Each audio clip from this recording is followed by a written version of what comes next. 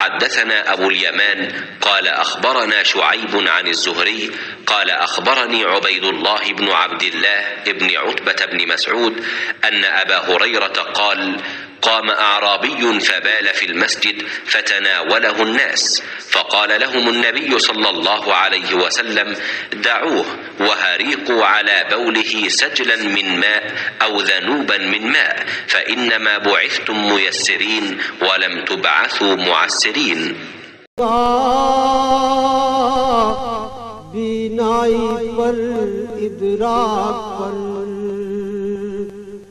कब्जा तेरी परछाई का बीनाई।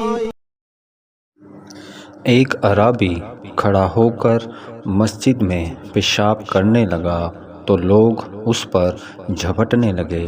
ये देखकर रसूल करीम सल्लल्लाहु अलैहि वसल्लम ने लोगों से फरमाया कि इसे छोड़ दो और इसके पेशाब पर पानी का भरा हुआ डोल या कुछ कम भरा हुआ डोल बहा दो, क्योंकि तुम नरमी के लिए भेजे गए हो, सख्ती के लिए नहीं।